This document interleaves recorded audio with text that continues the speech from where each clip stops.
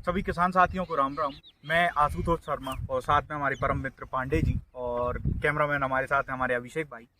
आज पांडे जी के साथ चर्चा चल रही थी कि अंबर बीट और अंबर गेहूं और काले गेहूं में क्या अंतर होते हैं। पांडे जी ने अपने रिसर्च ट्रायल में, यहाँ पे अभी हम पंजाब के शहर जालंधर में हैं, रिसर्च ट्रायल में पांडे जी ने लगा रखे हैं 2 वैरायटियाँ गेहूं की लगाई हैं, जो कि एक है अंबर गेहूं और दूसरा है काला गेहूं। इसमें हम पांडे जी से अंतर जानना चाहेंगे। अभिषेक भाई गेहूं दिखाएं। ये काला गेहूं है और ये अंबर गेहूं है। पांडे जी इनकी विशेषताएं बताएंगे कि दोनों किसान भाइयों को क्यों लगाना चाहिए। काले गेहूं की क्या विशेषताएं हैं, अंबर गेहूं की क्या विशेषताएं, आगे हम ये चीज़ पांडे जी से जानते हैं। नहीं सर, सबसे पहले सभी किसान भाइयों को राम राम।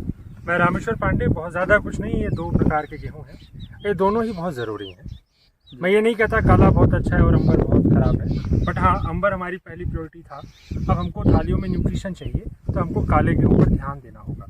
ये ऐसा गेहूं है कि हम कहते हैं ना मिलेट्स खाना है, तो मिलेट्स की रिक्वायरमेंट को फुलफिल कर रहा है। एक बहुत बड़ी बात आती है कि फाइबर नहीं मिल रहा है सीरियल्स क्रॉप में बहुत हद तक, तो 1.2 इसमें फाइबर पाया जा रहा है। ये सेकंड ऑफ मिलेट्स क्रॉप में इंक्लूड कर सकते हैं पोषक न्यूट्रिशन में।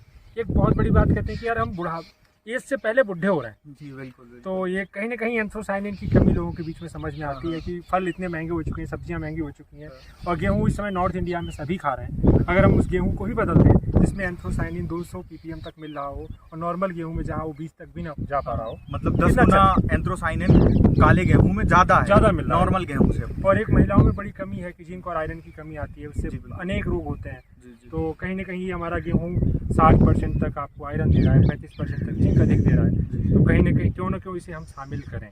और अगर देखें दोनों के पैकेज ऑफ प्रैक्टिस में तो ज़्यादा अंतर नहीं है। पौधों की हाइट समान, लगभग समान है और प्रोडक्शन भी बहुत ज़्यादा अंतर नहीं है। पर हाँ, क्वालिटेटिव चीज़ें लेते हैं तो 20% प्रोडक्शन डाउन होता है। काले गेहूं का पांडे जी ने का कहने का मतलब है, जो काला गेहूं उसका 20% प्रोडक्शन कम आएगा। जैसे 1 बीघा में करीब, जैसे हमारे यहाँ 10 और 12 के एवरेज जो निकल रहे हैं, तो इसका काले गेहूं का 8 से 10 के बीच एवरेज रहेगा। और किसान भाइयों के बीच में बड़ा गंदा मिथ है कि काले गेहूं की बालियां भी काली होंगी। ऐसा नहीं होता। ये काला गेहूं है, कहीं कोई काली नहीं है। जो सोशल मीडिया पर देखते हैं कि काली बालियां दिखाई जाती हैं। जी बिल्कुल। ये काला गेहूं है पांडे जी का और ये अंबर गेहूं है जो नॉर्मल हमारा गेहूं होता है। ब्लैक व्हीट की नई वैरायटी है। अभी रिसर्च शोध हमारा अगर कंप्लीट होगा तो हम इसकी वैरायटी आप लोगों के बीच में शेयर करेंगे। जी बिल्कुल, आप तक भी हम ये वैरायटी पहुंचाएंगे। और सभी किसान भाइयों से मेरा विनम्र निवेदन है कि हमारे ताऊजी श्री गोविंद सिंह डांगी जी का यूट्यूब चैनल सब्सक्राइब करें।